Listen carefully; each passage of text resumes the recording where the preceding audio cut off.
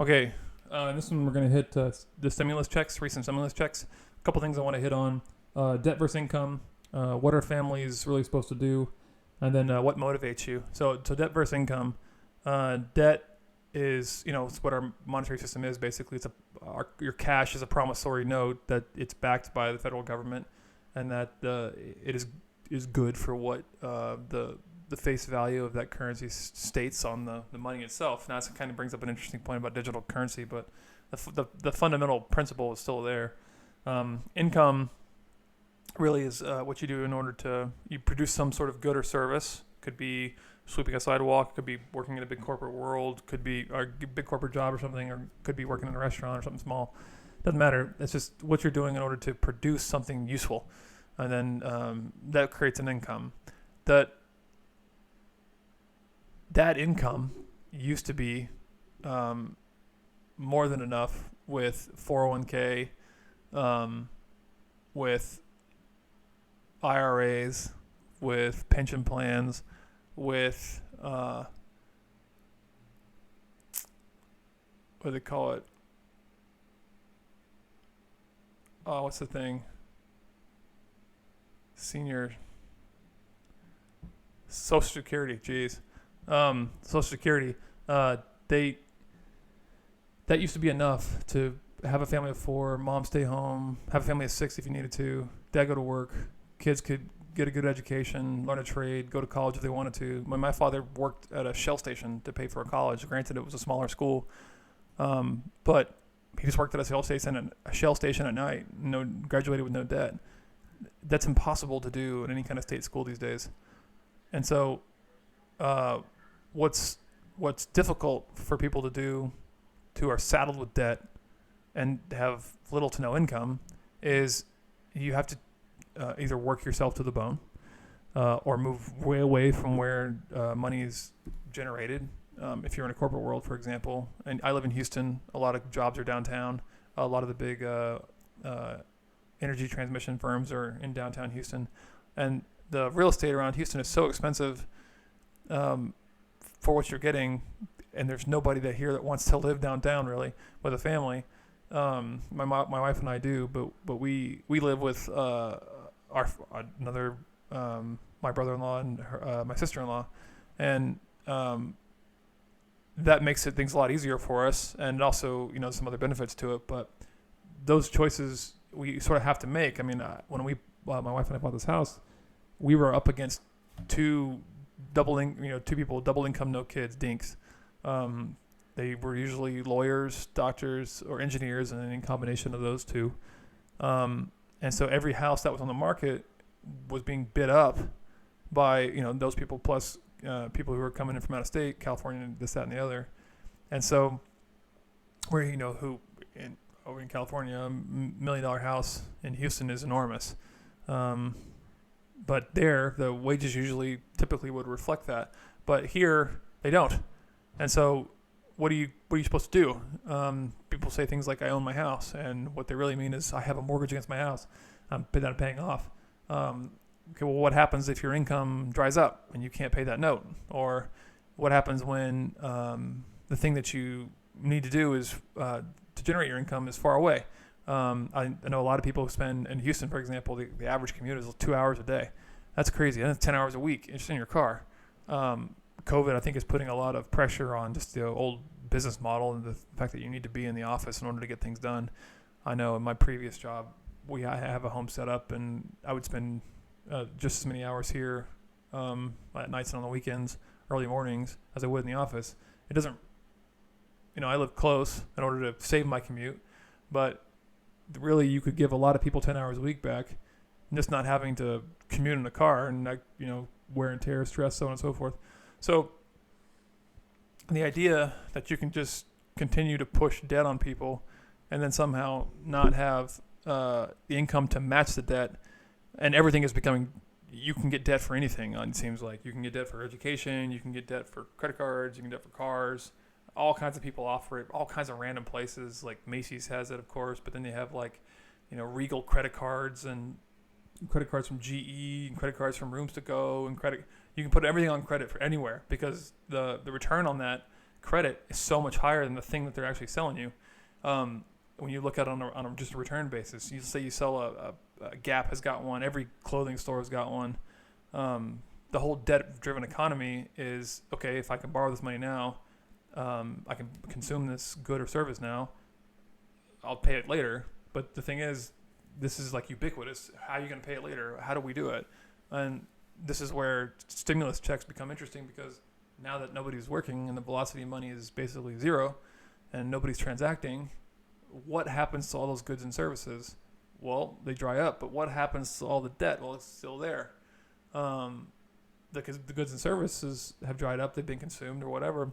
But the people who, let's say you worked at one of those stores, or you worked in a restaurant, you can't possibly continue to pay notes because there's nobody visiting. I went and got pizza 3 or 4 weeks ago from a Grimaldi's, and I talked to the bartender a little bit, and she was saying, like, I was asking her, like, how's it going? Like, is it really as bad as they say it out here? She's like, it's awful. It's my first shift in over a week. There was nobody in there. It just paints a picture. It's like, okay, well, there's a lot of people like that. What are they going to do? And then think about where they live. Okay, let's say they don't even own their house. Let's say they're in an apartment building. What are those people going to do? As you start to drop the interest rates and you start to encourage spending, you start to encourage consumption, you have a really hard problem slowing that down, because what you're faced with is, are you either going to restructure debt, or are you going to try to kick the can down the road and keep the economy the way it's going, which is where the stimulus checks come in. You have a real problem on the edges. That used to be on the edges, people that, live paycheck to paycheck and that kind of thing. But this is starting to hit people who had the Dave Ramsey method, 6 months put away, working on paying their house off early, small cars, paid off cars.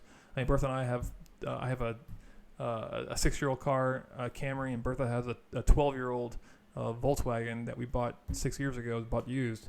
And, being in between jobs now, you start to see, like, okay, what are we going to do here in a year, 2 years time from now if this continues on? I mean, I don't think it's going to go that far, but those edges are starting to creep into the middle.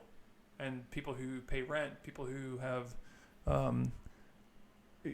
car notes, people who have credit card debt, people who have school debt. There's no way to counteract those things. And so literally what's a family supposed to do? I don't think, given the way the economy is structured, you have a whole lot of options. You really need to go start to investigate, how are we going to pay these notes and what are we going to do in order to keep the economy going. And the more pressure you put on families, okay, you have to have a college education, you have to have, all your kids have to have cars, all your kids have to have iPhones. You could say, oh, okay, that's just a decision they're making, but ultimately it is true that's a decision the family's making, but there's also a massive marketing push to make sure that you are at least aware that you have these options. And there's all this social pressure. I hear a lot of the kids I know, I'm the only 12-year-old without a phone. And it does take a lot of structure and understanding to say, okay, we're not going to have a phone, $1,000 phone for you. You're 12 years old. You don't need it. And that's just one example. So really, I'd be curious to know what you guys think. You start a conversation down below, and I'd just be curious to know what our family's supposed to do. Yeah, shrink. Do the Dave Ramsey rice and beans thing if you wanted to do that. That's an option. But all that's happening in the meantime, if everybody did that tomorrow, the value of a dollar would go straight up, because nobody would be pushing any dollars around, and so you couldn't create any income because nobody would be using any services, and you couldn't service any of your debt. So you have the same problem as if everybody just stopped working. If everybody just went and said, okay, I'm only going to consume what I absolutely need, a lot of these people that literally subsist and exist on serving people luxuries and niceties and pleasantries, they're going to go away. But the thing is, that's just in every part of society. I mean, think about what you actually need, and it's not that much. But if the whole economy is based on these transactions, and you stop it, well, those debts roll up to these big, massive corporations and these big bank balance sheets. If they can't make their debt payments, okay, then what happens? A little small guy who's trying to do the rice and beans diet goes and gets $20 out. There's no ATM doesn't work. right? Because all those payments that roll up stop rolling up. So the real thing the last thing I want to hit on is it's what motivates you. Stimulus checks can push you, but I think the number one thing with all the gurus and everybody telling you, work harder, follow your passion, do what makes sense. I listened to a really interesting talk with a guy from Lake Charles who's worth a lot of money, and he owns a bunch of multifamily dwelling places like apartments. And I just couldn't help but think, not everybody can do that, of course. I mean, they can't. He's got 6,500 units. 6,500 people are paying him. That's literally not possible. And they're paying him at the foundational level rent, where they live, where they sleep. Not everybody can do that. So you have to ask yourself this question: what motivates you when you get up and go spend, when you get up and go do things? And I'm preaching to the choir here. Going through it with the family now. Like, what are we going to do? How are we going to change our spending habits, our consumption going forward? And not to say like going out in town is of course wrong, of course not.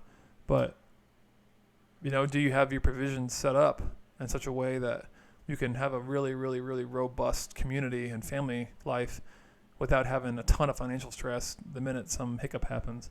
So drop me a shout at the bottom. Let me know what you guys think. Talk to you next time.